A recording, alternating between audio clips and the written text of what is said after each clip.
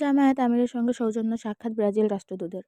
জামায়াতে ইসলামীর আমির ডাক্তার শফিকুর রহমানের সঙ্গে গতকাল বাংলাদেশে নিযুক্ত ব্রাজিলের রাষ্ট্রদূত পাওলো ফার্নান্দো দিয়াস ফেরেস সৌজন্য সাক্ষাৎ করেছেন। রাজধানীর মগবাজারে দলের কেন্দ্রীয় কার্যালয়ে এই সাক্ষাৎকার অনুষ্ঠিত হয়। এ সময় ব্রাজিল বাংলাদেশের সম্পর্ক ভবিষ্যতে আরও কীভাবে উন্নত করা যায় সে ব্যাপারে আলোচনা করা হয়েছে। ব্রাজিল অনেক পণ্য রপ্তানি করে, তার মধ্যে দুগ্ধজাত পণ্য ও কটন অন্যতম। বাংলাদেশ থেকে ফার্মাসিউটিক্যাল ও গার্মেন্টস পণ্য কীভাবে ব্রাজিলে রপ্তানি করা যায় সে ব্যাপারে আলোচনা করা হয়েছে। বাংলাদেশে ব্রাজিলের কোনো বড় ধরনের ইনভেস্ট নেই। এখানে এগ্রোফেস্ট ইন্ডাস্ট্রিতে যেন ব্রাজিল ইনভেস্ট করে সে ব্যাপারে কথা হয়েছে।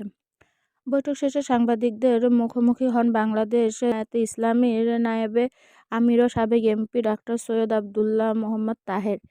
এ সময় তিনি বলেন, জামায়াত আমিরের সঙ্গে দীর্ঘ আলোচনাটি অত্যন্ত তাৎপর্য ও সৌন্দর্যপূর্ণ ছিল। বাংলাদেশের বর্তমান রাজনীতি ও আগামী দিনের বাংলাদেশ সহ সবকিছু নিয়ে আমরা কথা বলেছি। এ সময় সাংবাদিকদের এক প্রশ্নের জবাবে ডাক্তার তাহের বলেন, বিএনপির সঙ্গে আমাদের তেমন কোনো মতপার্থক্য বা বিরোধ নেই।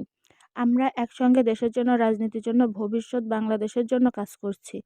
তিনি আরও বলেন, বিএনপির নজরুল ইসলাম খান ও জামায়াতের সেক্রেটারি জেনারেল এর মধ্যে স্পষ্ট বলেছেন, বিএনপি জামায়াতের মধ্যে কোনো বিরোধ নেই।